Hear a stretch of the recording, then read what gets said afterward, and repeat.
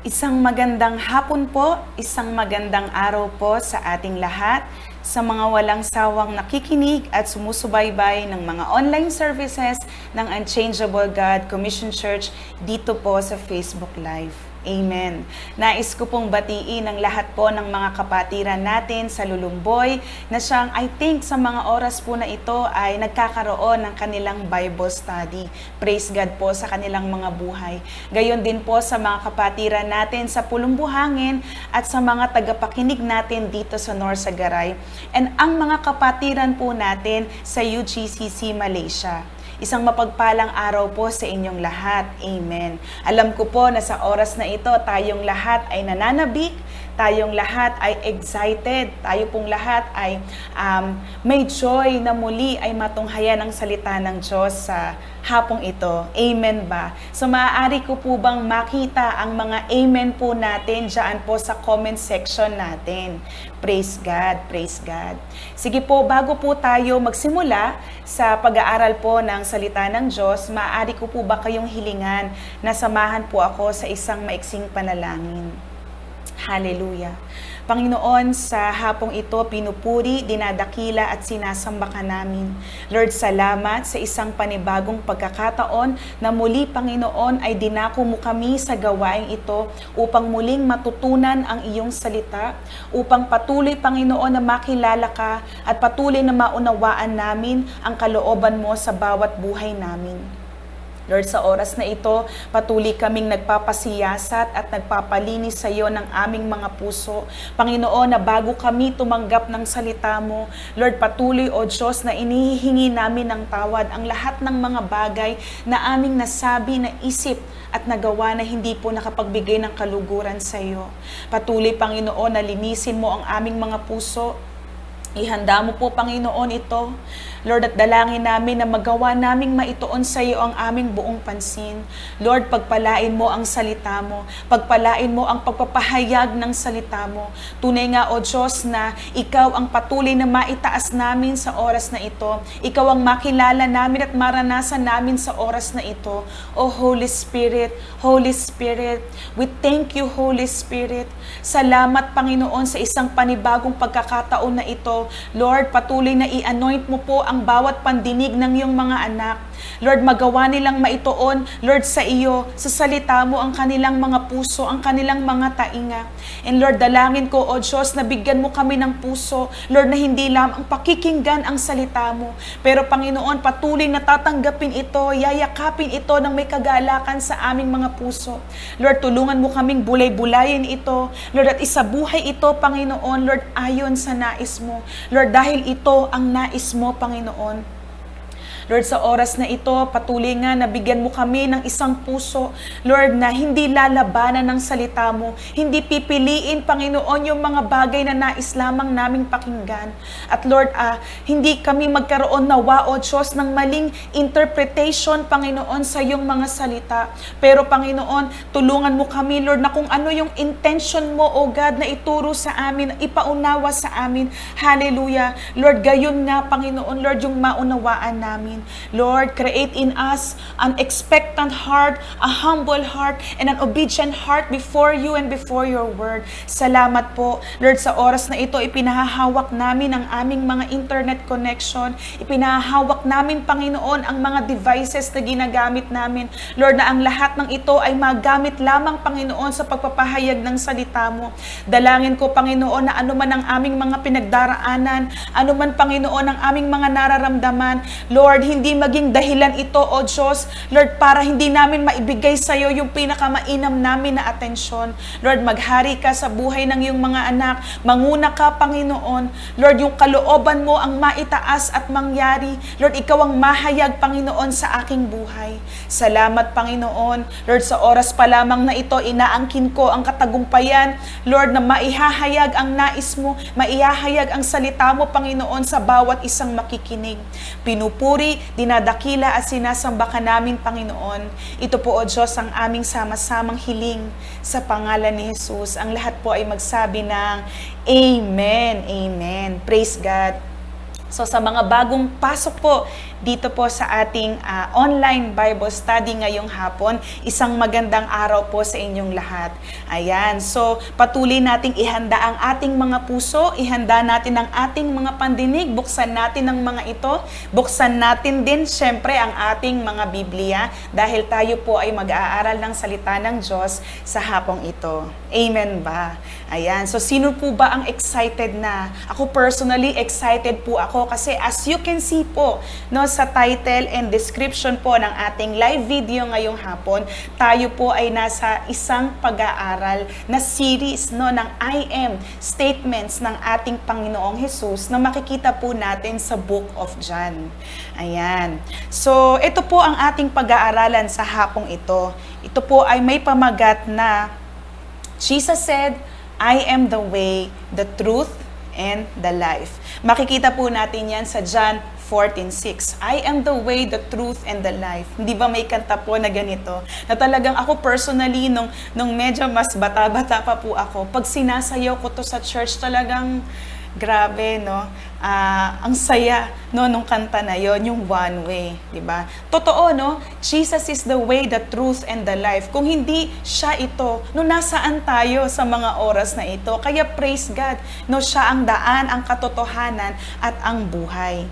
Ayan, so, pahintulutan niyo po ako na basahin po ito, no, sa English Standard Version. Sabi po dito, Jesus said to him, yan, I am the way, the truth, and the life. No one comes to the Father except through me. Ayan. So siguro po marahil, no, yung ilan po sa atin, naririnig na po itong verse na to. Maaring ito ay naipapangaral na, no, sa mga kalye, sa mga kalsada, no, sa mga transportation. Ayan, naipapangaral ito sa TV. No, at isa ito, no, sa tinatawag ko personally na mga salvation verses. Ayan, na kung ikaw ay nagbabahagi ng salita ng Diyos, isa ito sa mga bagay na dapat ay sinasabi natin, no, sa ating mga sinesharean. Amen ba? Ayan. So, I am the way, the truth, and the life. Ayan. So, dito, no, tingnan muna natin yung tagpo na nangyari kung bakit ito nabanggit or naihayag ng Panginoong Hesus sa kanyang mga disipulo, no, nung mga gabing iyon. Sabi dito, kabalisahan ang nadama ng mga alagad ni Jesus sa huling gabi na magkakasama sila bago ipagkanulo si Jesus at harapin ang kamatayan para sa kaligtasan ng sanlibutan. So dito kasi, no, progressive itong tinutunghayan din nating series kasi ito yung panahon na malapit na maganap yung propesiya patungkol kay Jesus na siya ay mamamatay sa krus ng Kalbaryo. And kagaya ni Jesus, no, na nakakaramdam ng sabi nga doon, nakakaramdam ng sorrow, no, nababagabag na ang kanyang kalooban. Gayon din ang mga disciples. Kasi para bang nararamdaman nila na si Jesus naghahabilin. Hindi ba ganon, no? Kapag yung tao parang pakiramdam niya, ay malapit siyang mamatay na, halimbawa dahil sa malubhang sakit, no, usually yung tao naghahabilin, di ba? Ano yung mga dapat nilang gawin, ano yung mga dapat nilang asahan sa kanyang paglisan. So itong mga disciples na ito ay nakakaramdam sila ng kakaibang kabalisahan dahil dun sa mga salitang binibitawan ni Jesus sa kanilang huling pagsasama-sama. Sabi dito, sa loob ng mahigit 3 taon, ang mga disipulong ito ay sumunod kay Jesus. Sila ay tinuruan, sila ay pinangaralan, sila po ay pinagpakitaan ng mabuting halimbawa. At bagamat, no, naghayag sila, nag-declare sila sa Panginoong Jesus na inilalagak nila sa Kanya ang kanilang pag-asa na sila ay mabubuhay muli. Amen? Sabi dito, hindi pa rin nila nagawang maunawaan kung paano niya bibigyan ng kaganapan yung kanyang deliverance na gagawin o pagliligtas. Kaya matapos ang huling hapunan, ipinahayag ni Jesus ang kanyang nalalapit na paglisan na siyang humantong sa ilang mga naging katanungan ng kanyang mga alagad. So magbasa po tayo ng ilan sa mga oras na ito para ma-connect natin, no, yung ating introduction. Yan. So, buksan po natin yung atin pong mga Biblia sa John 13 verses 38 o 33 to 38. Yan. So, magbabasa po ako sa Tagalog para mas madali po nating maunawaan. So, sabi po sa aklat po ng Juan, Kabanata 13, mga talata 33 hanggang 38, sabi po ng ating Panginoong Hesus, mga anak, kaunting panahon na lamang ninyo akong makakasama. Hahanapin ninyo ako, ngunit sinasabi ko sa inyo ngayon ang sinabi ko noon sa mga Hudyo.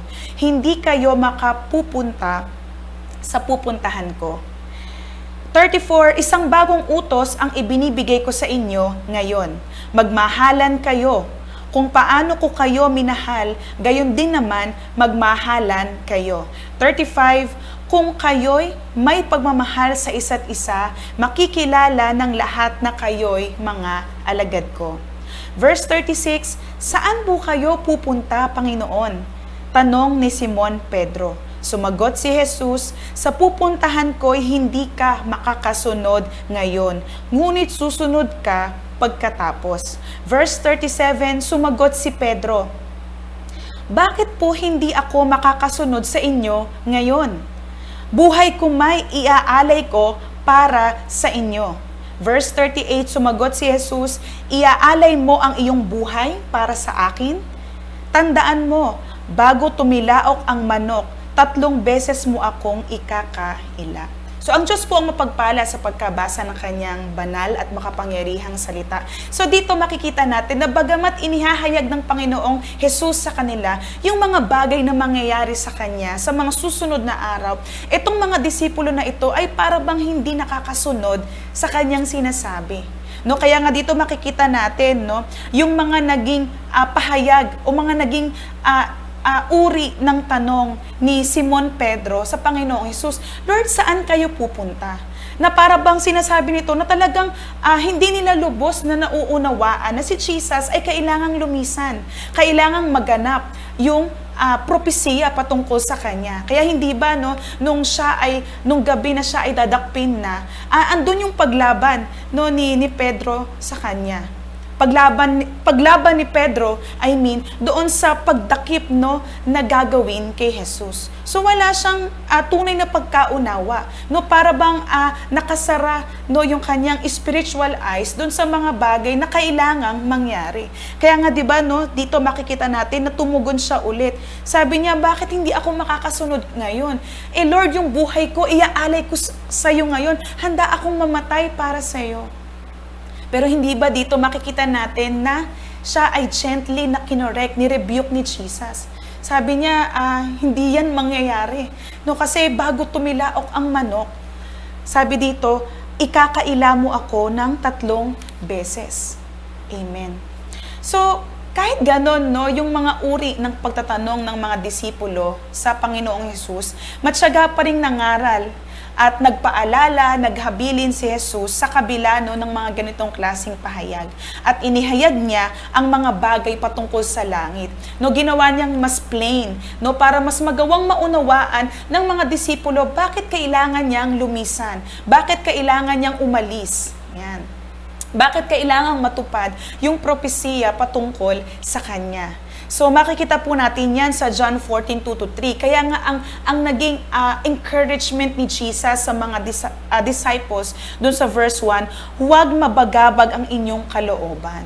Kasi siguro sina Pedro nung mga time na yun, parang halo-halo na siguro yung kanilang nararamdaman. Iiwan kami ni Jesus. Bakit? Pagkatapos ng 3 taon na pinagsamahan namin, iiwan niya kami. Anong mangyayari sa amin na sumusunod sa Kanya? Kaya pinaalalahanan sila, inutusan sila, actually, na huwag silang mabagabag. Sumampalataya kayo sa Diyos, sabi ni Jesus, at sumampalataya din kayo sa akin. At dito sa verses 2-3, inihayag niya yung mga bagay patungkol sa langit na siyang dahilan kung bakit kailangan niyang pumaroon. Yun yung kanyang pupuntahan. Doon sa sinasabi niya sa verse 33. Verse 2, sabi dito, basahin natin, sa bahay ng aking ama ay maraming silid. Kung hindi ito totoo, sasabihin ko ba sa inyong pupunta ako roon upang ipaghanda ko kayo ng inyong matitirhan? So merong magandang bagay na nagagawin ang Panginoong Jesus, kaya siya lilisan sa kanilang piling. At yung kanyang paglisan, sabi nga din niya, yun ay para sa kanilang kapakinabangan. Praise God. Verse 3, at kapag naipaghanda ko na kayo ng matitirhan, ako ay babalik at isasama ko kayo upang kayo'y makapiling ko kung saan ako naroroon. Naroroon yung pangako na actually mga kapatid, maaari nating panghawakan ngayon. Hindi man natin physically nakikita ang Panginoong Jesus. Ayan. Hindi man natin talagang audibly naririnig talaga ang kanyang tinig. Pero may pangako siya, babalik siya sa atin. Kaya huwag tayong mabagabag. Amen. Ayan. So ituloy po natin yung basa. Sabi po sa verse 4, at alam na ninyo ang daan patungo sa pupuntahan ko. Ayan. Verse 5, sinabi sa kanya ni Tomas, Panginoon, hindi po namin alam kung saan kayo pupunta. Paano naming malalaman ang daan? Yan. So, ayun na naman yung uri ng pagtatanong nila, na as if na talagang wala silang idea kung saan pupunta talaga si Jesus. Hindi talaga pa nila tunay na nauunawaan yung dahilan ng kanyang mga salita. Pero dito makikita natin na it took several visits ng ating Panginoong Jesus after niyang mag-resurrect, bago sila natauhan o bago talaga nila tunay na naunawaan itong mga salita niya. Ayan. Verse 6, na siyang atin pong tutunghayan sa hapong ito, sumagot si Jesus, ako ang daan, ang katotohanan at ang buhay. Walang makapupunta sa Ama kung hindi sa pamamagitan ko. Amen. I am the way, the truth, and the life. So ito po ang ika-6 sa 7 I am statements ng ating Panginoong Jesus na ating matutunghayan dito po sa Book of John. So sa paggamit po niya ng pahayag na ito, itinuturo niyang ang makilala siya ay hindi lamang ang pinakakahulugan at ang pinakakaganapan ng buhay sa mundong ito, kung hindi ang nag-iisang paraan, amen, upang tunay na maranasan at magkaroon ng kaugnayan sa Diyos amang nasa langit. Yan. So, i-breakdown po natin yung mga sinabi ng ating Panginoong Jesus dito sa John 14:6. So, yung phrase na I am, sa mga sumubaybay po nito way back nung January, alam nyo na po yung ibig sabihin ng I am. Pero sa mga first time po na nakikinig po ng series na ito, ayan, so ito po ang ibig sabihin ng phrase na I am. Sabi dito, ginamit niya ang phrase na I am sa lahat ng 7 kapahayagan niya patungkol sa kanyang sarili. Amen. So ang I am po ay ang covenant name ng Panginoon, ng ating Panginoon, Yahweh, na inihayag niya kay Moises sa pamamagitan po ng naglalagablab o nagliliyab na puno. Nakikita po natin yan sa Exodus 3 verse 14. Ang I am po ay nangangahulugang aseity or self-sufficient existence. Isang uri po ng attributes na tanging ang Panginoon lamang po ang mayroon o nagtataglay. Amen. So yan, sana po maliwanag na yan sa atin. So ikinabit po niya ang mga phrases na I am sa mga metaphors o mga talinhaga na nagpapakita ng kanyang saving relationship sa sanlibutan. Ito po ay tumutukoy sa kanyang unique identity and purpose bilang isang divine. Ayan. So I am, ako nga. Yan. So, sabi po dito, nang ihayag ng Panginoong Jesus na siya ang daan, ang katotohanan at ang buhay, ipinakita niya ito sa pamamagitan mismo ng kanyang mga gawa o ng kanyang mga ginawa, ng kanyang mga milagro. Amen ba? Kagaya po ng mga natunghayan natin nitong mga nakaraang buwan. Nung sinabi niya na siya ay tinapay ng buhay, hindi ba siya po ay nagpakain ng 5,000 at higit pa? Amen. Nung siya ay, nung inihayag niya na siya ang liwanag o siya ang ilaw no, ng sanlibutan. Hindi ba? Pagkatapos po noon sa John 9, siya po ay nagpagaling no, ng lalaking bulag mula pagkabata. Amen. So makikita natin na yung kanyang mga inihahayag patungkol sa kanyang sarili ay hindi lamang mga salita na parang masabi lang no, na siya ay nakiklaim. Pero suportado po ito ng lahat ng kanyang mga ginawa. At dito sa kapahayagan niya sa John 14:6 na I am the way, the truth, and the life. Ito yung mga bagay na talagang ipinamuhay niya, no, ipinatotoo niya, at personal niyang naranasan. No, personal niyang ginawa. Amen. So mamaya tunghayan po natin yan mga kapatid. Ayan. So, meron po akong 3 puntos na nais pong ihayag sa inyo sa hapong ito. Ayan. So, stick with me, mga kapatid. Amen ba? Ayan. So, sabi po sa number 1, Jesus is the way. Ayan. So, nais ko pong bigyan ng diin yung salitang the. No, sa Tagalog, no, nung ating binasa, ang. Ayan. Si Jesus ang daan. The only path to heaven. Yan. So dito makikita natin na even sa grammar, no, talagang naging very particular si Jesus, no, sa kanyang mga salita. So hindi niya sinabi na siya ay isang daan. Hindi niya sinabi na isa siya sa mga daan. Pero ang ginamit niya na article ay the, no, na nangangahulugan na wala ng ibang daan kung hindi siya lamang. So gagets po ba natin mga kapatid? No, ginamit niya ang salitang the or salitang ang sa Tagalog upang itangi ang kanyang sarili bilang nag-iisang daan. So, daan po ba patungo saan? Sabi po dito sa John 14:6 na ating binasa, patungo sa Ama. No? Para maranasan natin siya at magkaroon po tayo ng buhay na walang hanggan sa piling niya. Amen. So, sabi po dito, no, may tanong nga, no, bakit hindi sinabi ni Jesus na isa siya sa mga daan? O bakit hindi sinabi ng ating Panginoong Jesus na ipapakita ko sa iyo ang daan? So ito po ang sagot mga kapatid, dahil wala na pong ibang daan. No, wala nang ibang paraan, wala nang ibang kalsada, no, kung pwede natin gamitin yan. Wala na tayong pwedeng daanan pa kung hindi sa pamamagitan po ng ating Panginoong Hesus. At ayaw po niya, hindi po niya nais na tayo po ay malikaw no, sa mga maling katuruan, sa mga maling daan. Hindi ba, no, halimbawa, first time natin na magpunta sa isang lugar no, na hindi natin alam. No, hindi natin alam yung papunta doon. Hindi ba ang nais natin ay maituro tayo sa tamang daan o tamang direksyon? Saan ba mas mapapabilis yung biyahe natin? Kung may mga shortcut ba? No, para hindi tayo magpaikot-ikot doon sa vicinity at para hindi masayang yung ating oras. So, ganun din po no, sa ating buhay pananampalataya. Ayaw ng Panginoong Hesus na magpaikot-ikot pa tayo o maligaw-ligaw pa tayo sa mga daan na hindi naman talaga tumutungo o hindi naman talaga naghahantong kung nasaan siya, kung saan ang kalooban niya. Amen. Sabi dito, sa kapahayagan niyang ito, isinantabi niyang ang templo at ang mga ritual, pati na ang iba't ibang uri ng paniniwala at relihiyon na walang kinalaman sa kaligtasan sa walang hanggan ay wala, no? Hindi sila ang daan. So dito ay pinapakita sa atin ng Panginoong Hesus na talagang wala ng ibang daan kung hindi siya.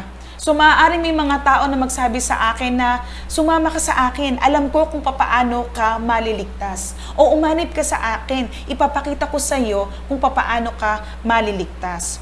So tandaan natin na anumang mga paniniwala o anumang mga katuruan na hindi naglilid sa katuruan ni Jesus o sa kalooban ni Jesus patungo sa Kanya o patungo doon sa buhay na walang hanggan na siya mismo ang naghahatid ay isang kasinungalingan lamang mga kapatid.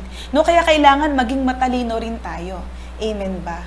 So hindi sinabi ng Panginoong Jesus na kapag umanib ka sa UGCC o kapag ganito yung mga ginawa mo, nag-charity works ka, ganyan, o nag-donate ka sa mga foundation, tumulong ka sa mga mahihirap ay maliligtas ka. Malinaw po ang sinabi ng ating Panginoong Jesus, ako ang daan patungo sa Ama. Ako ang daan ng kaligtasan. Ako ang daan ng buhay na walang hanggan. Amen. Sana po ay maliwanag po yan sa atin, mga kapatid. Ang kapahayagan po niyang ito ay tumutugma palagi sa pinakatema ng Biblia, kagaya po halimbawa sa nasusulat po sa Exodus 20 verses 2 to 3. Sabi po dito, ako si Yahweh. I am the Lord your God. Ako si Yahweh ang iyong Diyos, na naglabas sa iyo sa Ehipto at nagpalaya sa iyo mula sa pagkaalipin. Huwag kang sasamba sa ibang Diyos maliban sa akin. So nung sinabi ni Jesus na I am the way, tinutukoy niya na talagang wala nang ibang may kakayahang magpalaya, wala nang ibang may kakayahang magpagaling sa ating espiritual na karamdaman, kung hindi siya lamang at sa pamamagitan po lamang niya. Kaya dapat wala tayong ibang tignan na daan, wala tayong ibang dapat na i-consider na mga paraan. Siya lamang at wala nang iba. Jesus is the way. So naging kalituhan po sa mga disipulo kung saan pupunta si Jesus at paano sila makakasunod sa Kanya. Hence, yung naging tanong po ni Tomas, Lord, hindi namin alam kung saan ka pupunta. So kung hindi namin alam kung saan ka pupunta, paano pa namin malalaman kung paano kami makakapunta sa iyo? Pero tandaan natin, kagaya po ng palaging sinasabi ni Jesus sa kanila at sa atin, nung una po niya tayong tinawag, sinasabi niya sa atin ang mga salitang, follow me, o sumunod ka. Sumunod ka sa akin. Hindi mo man alam ang daan, basta sumunod ka sa akin. Hindi lamang ako ang daan, pero ako din ang magbibigay ng liwanag sa iyo. Ako din ang magbibigay ng direction sa iyo, saan ka pupunta. Amen. So ganito rin ang sinasabi ni Pedro years later. Yan. Nung siya po ay nangangaral na, 'di ba? Sa Book of Acts 4 verse 12. Ni po ba sabi po niya doon na tumutugma dito sa John 14:6. Sa kanya lamang matatagpuan ang kaligtasan. Walang ibang tinutukoy po dito kundi ang ating Panginoong Jesus. Sapagkat walang ibang pangalan sa buong daigdig na ibinigay ng Diyos sa mga tao upang tayo ay maligtas. Walang ibang pangalan. Salvation is found in no one else. Napakalinaw po ng sinasabi ng Biblia. Sabi doon, walang ibang pangalan sa buong daigdig na ibinigay ng Diyos para tayo ay maligtas. So, ibig sabihin, hindi pangalan ito ng kung sino-sinong mga tao. Amen. Kung di pangalan na walang iba kung hindi ang ating Panginoong Hesus, ang pangalan na higit sa lahat ng mga pangalan. Amen. So magbabasa po ako, basahin ko po yung mga verses na natunghayan po natin sa mga nakaraan natin na I am statements ni Jesus Christ.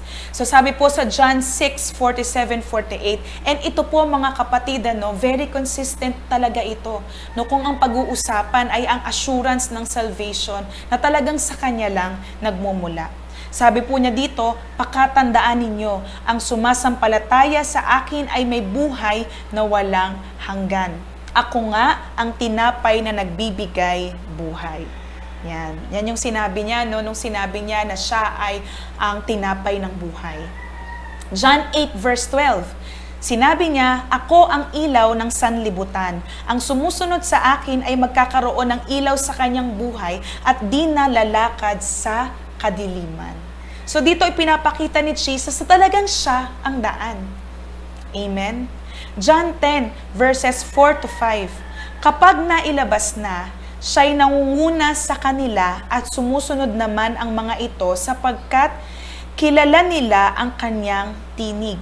Hindi sila susunod sa iba, kundi tatakbong palayo sapagkat hindi nila kilala ang tinig ng iba. Sabi doon, kilala ng tupa ang aking tinig. No, kaya alam ng tupa kung saan sila dadaan. Amen. Yan. And then John 10 verses 7 and verse 9. Kaya't muling sinabi ni Jesus, pakatandaan ninyo, ako ang pintuang dinaraanan ng mga tupa. Ako ang pintuan. Ang sino mang pumapasok sa pamamagitan ko ay maligtas. So dito, malinaw talaga, no, consistent po talaga si Jesus na nung sinabi niya na siya ay daan, siya lang talaga, no, ang daan. Wala nang iba. Siya ang pintuan, siya ang tinapay na nagbibigay ng buhay na walang hanggan. Siya ang ilaw, no, na nagbibigay sa atin ng liwanag upang hindi na tayo lumakad pa sa kadiliman. No, siya ang pastol na siyang nangunguna sa atin at tayo ay nakikinig sa kanyang tinig lamang. So Jesus is the way, the only path to heaven. Amen? Amen. So sa Roman numeral number 2, Jesus is the truth, the only true measure of righteousness. Si Jesus ang katotohanan, the truth. So dito makikita natin na ginamit ulit ni Jesus, no, yung article na the, no, sa kanyang statement o yung salitang ang upang itangi muli, no, ang kanyang sarili bilang nag-iisang katotohanan. So sabi po sa Aklat ng Mga Awit 119 verse 142, katuruan mo'y totoo. Amen ba? Your law is true. Amen. So balikan po natin, no, yung Sermon on the Mount ni Jesus na makikita po natin sa Matthew 5 verse 22. So hindi po ba doon, no, sa sermon niya sa bundok, ipinaalala niya sa kanyang mga tagapakinig ang ilang mga bahagi ng kautusan o ng law ng Panginoon. At sa kanya sinabi, ngunit sinasabi ko sa inyo. So bigyan ko po kayo ng halimbawa. So buksan po natin yung ating mga Bible po sa aklat po ng Mateo, Kabanata 5, talata 22. Amen. So sabi po dito, basahin ko muna po yung verse 21. Narinig ninyo ang sinabi sa inyong mga ninuno, huwag kang papatay. Ang sino mang pumatay ay mananagot sa hukuman. Verse 22, ngunit sinasabi ko naman sa inyo. Amen? Ang sino mang napopoot sa kanyang kapatid ay mananagot sa hukuman. Ang humahamak sa kanyang kapatid ay mananagot sa kataas-taasang kapulungan ng mga Hudyo. At sino mang magsabi sa kanyang kapatid, ulol ka, ay manganganib na maparusahan sa apoy ng impyerno. So dito, no, sa tuwing babanggitin niya yung ilang bahagi ng mga kautusan, mayroon siyang ipinapantay na mga salitang ngunit sinasabi ko sa inyo. Na dito makikita natin na talagang inaangkin niya na siya at ang kautusan o ang katuruan ay pantay. No, equating himself, no, bilang isang Diyos. Amen. Sa katunayan, no, sabi niya sa verse 17, di ba? Balikan natin. Sabi ni Jesus, huwag ninyong akalaing naparito ako upang ipawalang bisa ang kautusan at ang mga propeta. Naparito ako hindi upang ipawalang bisa ang mga iyon, kundi upang tuparin. Amen. Amen. So, sa katunayan, no, ang dahilan, no, kung bakit dumating si Jesus dito sa sanlibutan, siya ay nagkatawang tao, ay upang bigyan ng kaganapan ang kautusan at ang mga propeta. Yan. So tunghayan naman natin po ito, no.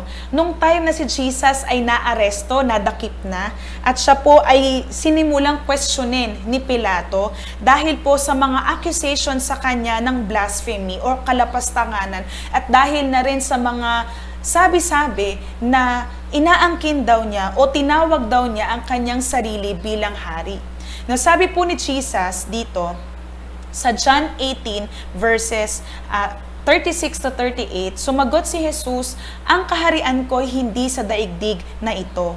Kung sa daigdig na ito ang aking kaharian, ipinakipaglaban sana ako ng aking mga tauhan at hindi na ipagkanulo sa mga Hudyo. Ngunit hindi sa daigdig na ito ang aking kaharian. Kung ganoon, isa kang hari? Sabi ni Pilato. Sumagot si Jesus, ikaw na ang nagsasabing ako ay hari.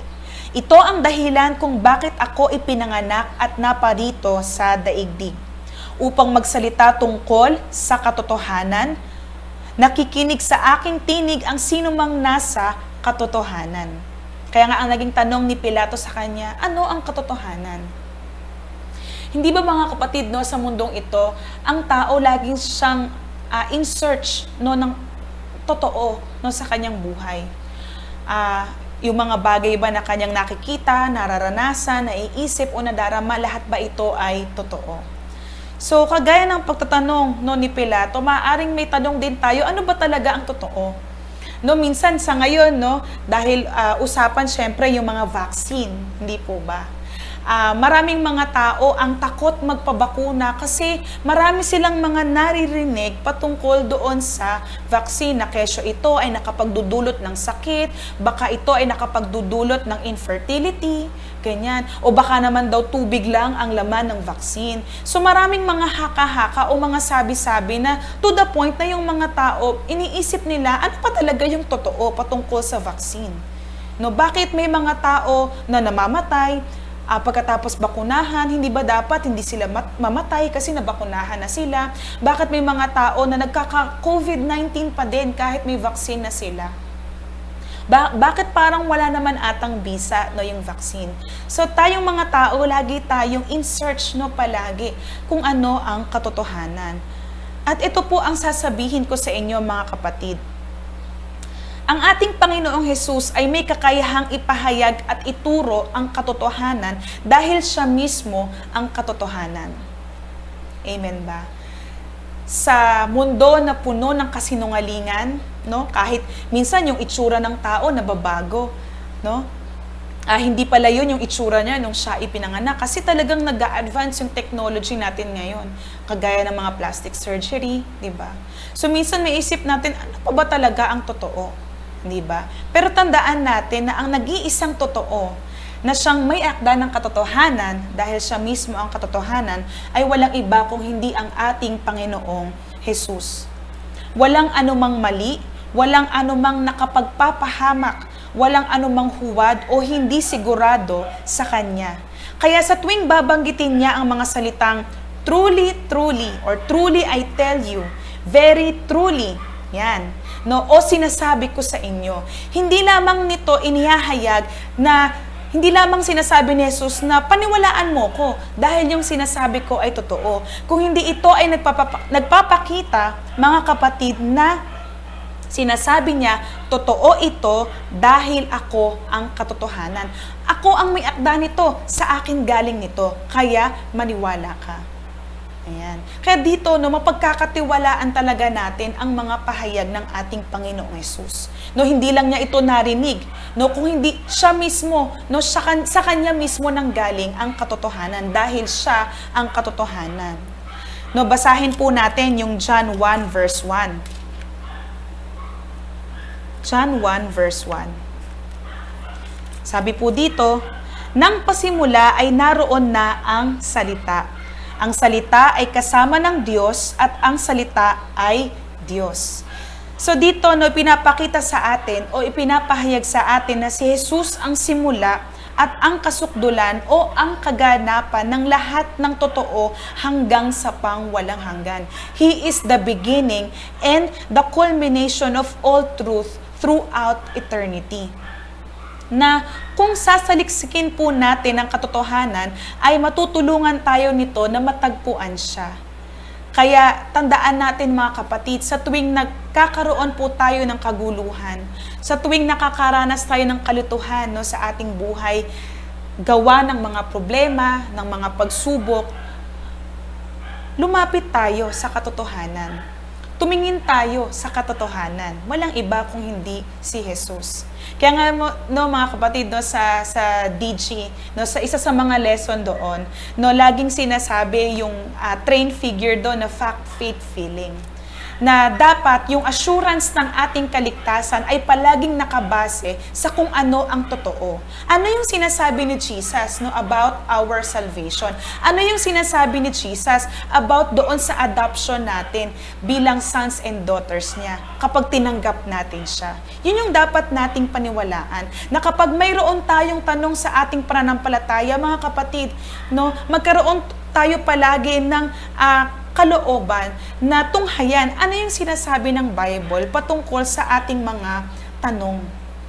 Amen. Bago natin hanapin sa ibang tao o hanapin sa mga material na bagay, tingnan muna natin ano ang sinasabi ng Biblia patungkol doon sa issue na yon o sa problema na yon na ating kinakaharap.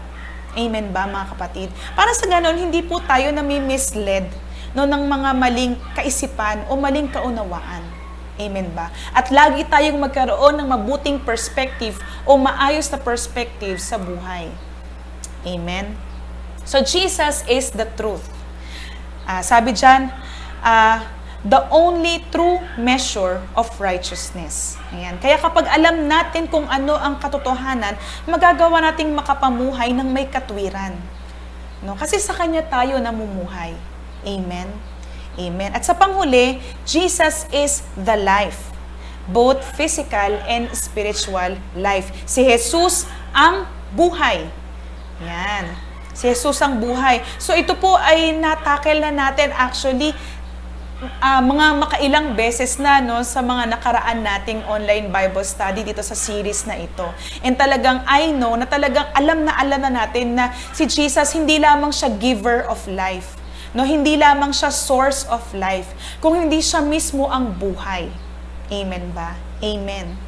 Kaya nga mga kapatid, kung hindi pa po ninyo natutunghayan o napapanood yung ating mga nakaraang Bible study about po dito sa ating I am statements ng ating Panginoong Jesus, nakalagay po sa description natin dito sa ating live video yung mga links. Ayan.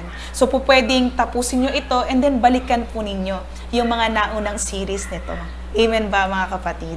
Ayan.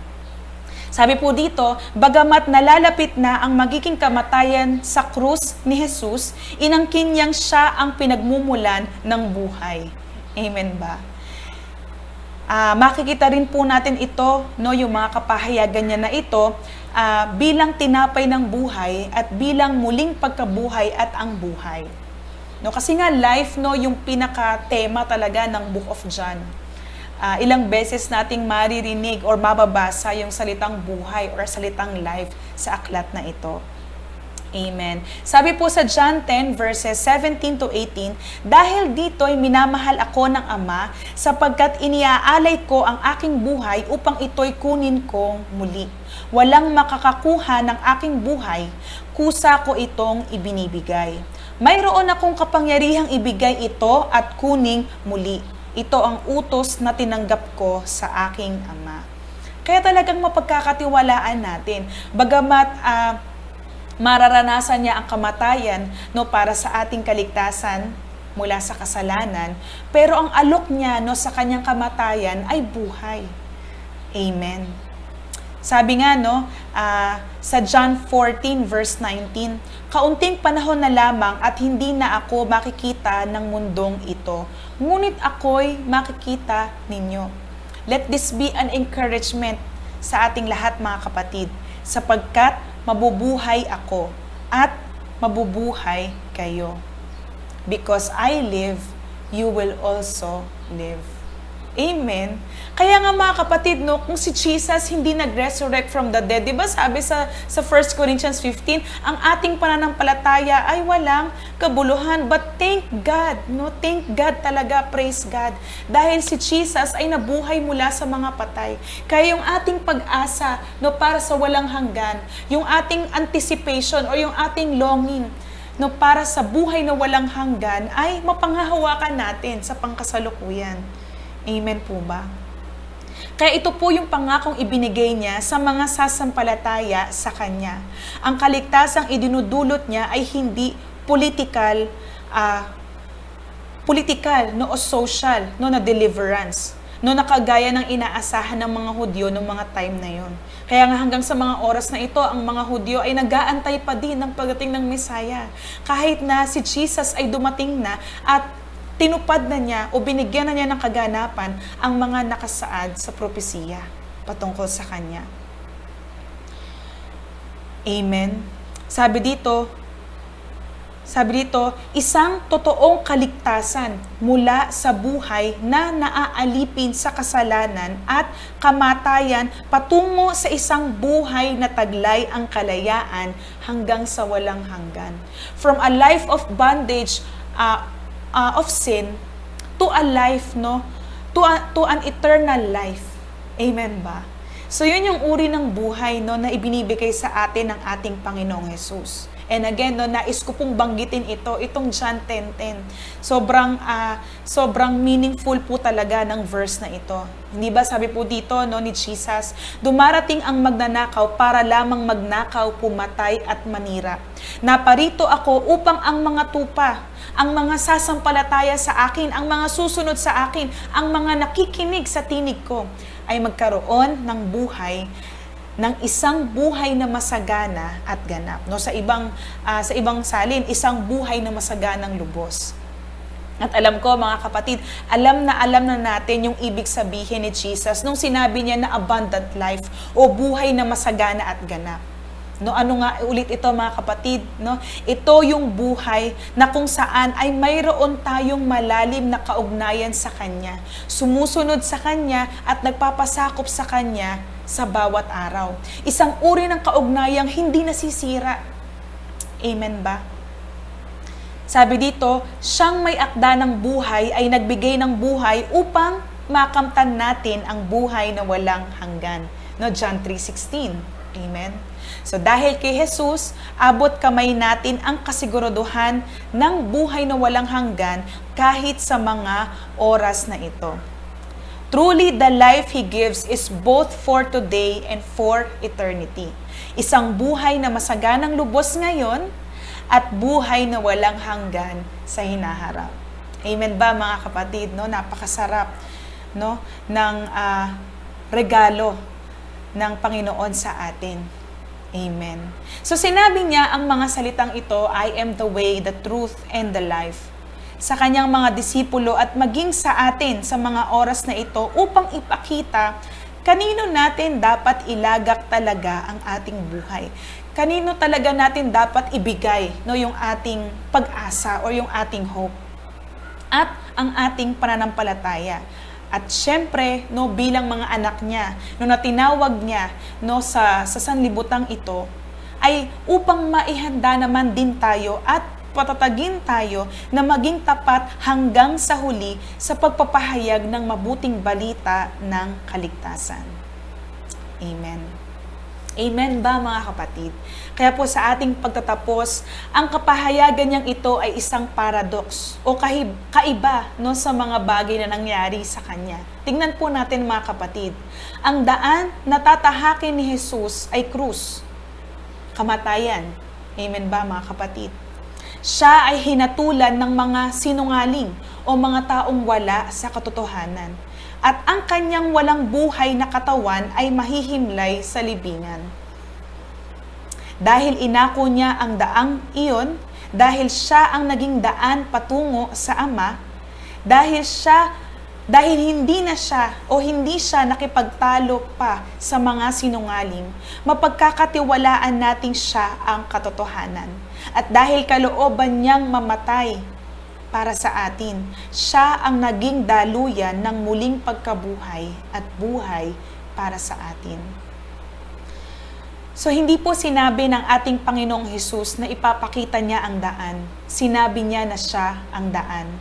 Hindi siya nangako sa atin na ituturo niya sa atin ang katotohanan.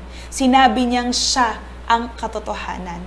Hindi siya nag-aalok sa atin ng mga sekreto kung paano tayo mamumuhay ng tama.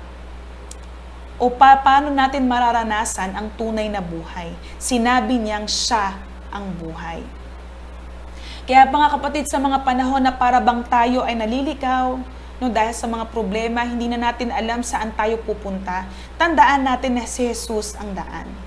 Kapag hindi na tayo, hindi na natin nauunawaan o nalilito, naguguluhan na tayo sa mga bagay na nangyayari sa atin, tandaan natin na si Jesus ang katotohanan.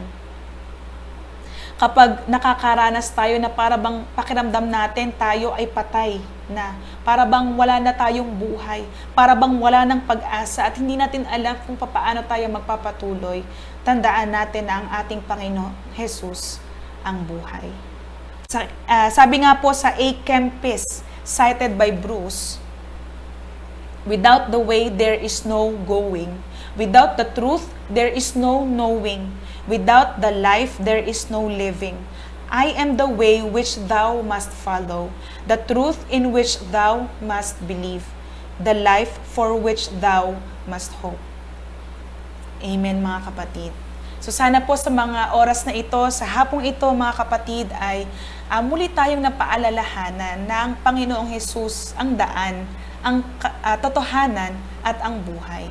Manalig tayo sa Kanya, ibigay natin ang ating pagtitiwala sa Kanya at panghawakan natin na ang Kanyang pangako na muli siyang babalik, no, at isasama niya tayo kung saan siya naroroon. Na kahit sa mga oras din na ito, mga kapatid, no, maaari nating panghawakan yung buhay na masaganang lubos. At maaari din nating panghawakan at the same time yung buhay na walang hanggan. Amen. Kaya kung sa oras na ito, mga kapatid, first time kang nakapakinig ng ganitong klaseng pag-aaral, nais po kitang anyayahan sa isang maiksing panalangin. Amen.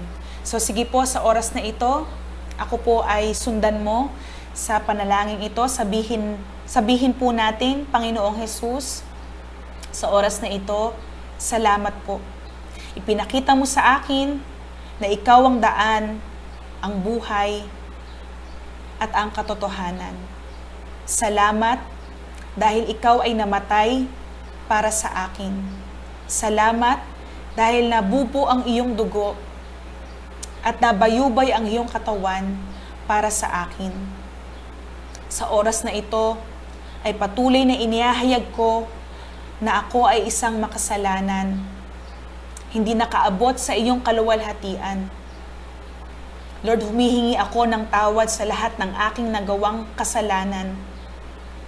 Patawarin mo po ako, Panginoon, at dalangin ko po na isulat mo ang aking pangalan sa aklat ng buhay doon sa langit, sa pagtanggap ko sa iyo bilang aking Panginoon at sariling tagapagligtas. Pumasok ka sa buhay ko, manahan ka sa buhay ko, pangunahan mo ako sa buhay ko, upang sa gayon, Panginoon, makapamuhay ako ayon sa nais mo. Salamat po, Panginoon. Pinupuri at pinasasalamatan kita. Ito po ang aking dalangin sa pangalan ni Jesus. Amen. Sige po, patuloy tayong manalangin sa oras na ito bilang pagtatapos. Lubos ka naming pinapasalamatan, dinadakila at itinataas, Panginoon. Salamat, Panginoon, sa isang panibagong pagkakataon na matunghayan ang salita mo. Lord, salamat dahil ipinaalala mo sa amin na ikaw ang daan, ikaw ang katotohanan, at ikaw ang buhay. Ikaw ang dahilan, Panginoon, kung bakit kami nagkaroon ng kaligtasan. Ikaw ang dahilan, Panginoon, kung bakit mayroon kaming kasiguraduhan. Ikaw ang dahilan, Panginoon, kung bakit nagkaroon kami ng kalayaan at nagkaroon din kami ng kagalingan. Lord, sa oras na ito, dalangin ko, Panginoon, na ilagay mo po sa pinakamalalim na bahagi ng aming mga puso ang salita mo na natunghayan namin sa hapong ito. Tulungan mo kami, Panginoon, na palaging ituon sa iyo ang aming pansin. Ikaw palagi, Panginoon, ang aming sundin. Magpasakop kami, Panginoon, sa kalooban mo. At Lord, sa panahon na kami ay nababalisa, sa panahon, Panginoon, na kami ay nalilito o nagugulumihanan, Lord, alalahanin namin, Panginoon, Lord, na sa aming pagkaligaw, O Diyos, Lord, ang hatid mo, Lord, na ikaw ang daan. Lord, sa mga kalituhan at mga kasinungalingan, Panginoon, na aming naririnig. Lord, kapag tumuon kami sa salita mo, Lord, kapag inilagak namin, Panginoon, ang pananampalataya namin sa salita mo, Lord, hallelujah. Lord, mapapalaya kami, Panginoon, Lord, sa lahat ng mga doubts dahil ikaw ang katotohanan. And Lord, kapag dumarating yung mga panahon, Lord, na nawawalan kami ng pag-asa. Lord, kapag nadi-discourage kami, Panginoon, sa mga bagay na naririnig namin sa mga balita. Lord, yung mga bagay na nakikita namin, Panginoon, sa aming paligid, Lord, na para bang hindi namin alam kung paano kami magpapatuloy. Lord, ipaalala mo, Lord, na ikaw ang buhay. Ang hatid mo, Panginoon, na isang buhay na kung saan ay kasama ka namin.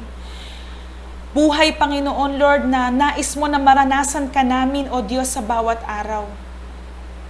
Lord, at makamtan namin, Panginoon, yung kapayapaan palagi na nagmumula sa iyo. Panginoon, salamat. At Lord, salamat din, Panginoon, sa buhay ng mga anak at lingkod mo na nakasama ko, Lord, sa pag-aaral ng iyong salita. Lord, nababatid mo po ang kanilang mga pangailangan.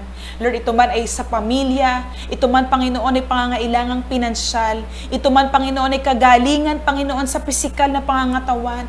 Lord, mga kapatiran ko na nakakaranas ng depression, Lord, mga kapatiran ko, Panginoon, Lord, na nasa ilalim, Panginoon, ng addiction. Lord, sa lahat ng kanilang mga problema, Lord, patuloy na patunayan mo sa kanila na ikaw ang sagot. Lord, na hindi lamang ikaw yung Diyos na sumasagot sa aming mga panalangin, kung hindi, Panginoon, ikaw mismo ang sagot sa aming mga panalangin at wala nang iba.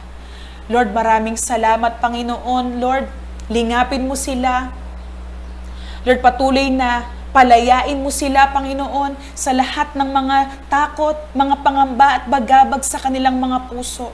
At Lord, tulungan mo sila, Lord, na palaging magtiwala sa iyo. Lord, salamat din, Panginoon, sa gawaing ito. Lord, dalangin ko na ikaw yung naitaas. Lord, yung salita mo yung naipahayag. At Lord, ikaw yung patuloy na naranasan at nakilala nila.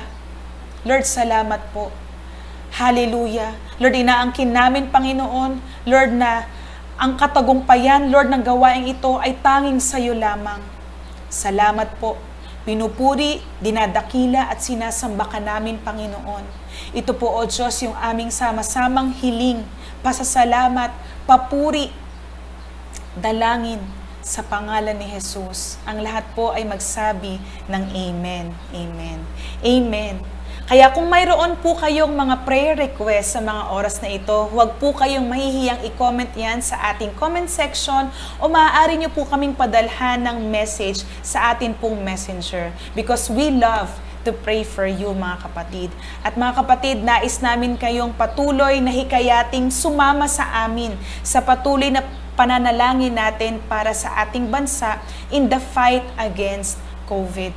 Ito'y panalangin po natin lalong higit ang ating mga government leaders, ang ating mga medical frontliners, at especially yung ating mga kababayan na tinamaan ng COVID-19. Believe and declare that God is unchangeable, that He is the Lord of all. Amen ba, mga kapatid? Praise God. At para hindi po kayo mahuli sa mga latest posts and live videos ng ating page, i-like at i-follow po natin ang Unchangeable God Commission Church dito po sa Facebook. Maasahan po ba iyon, mga kapatid, sa inyo? Amen. So tayo po ay muling magkita-kita sa susunod po na linggo, sa araw po muli ng Miyerkules, sa susunod po nating online Bible study. Maraming salamat po sa lahat ng mga nakinig. Sa Diyos po ang kapurihan. Isang magandang hapon po sa ating lahat. To God be the glory.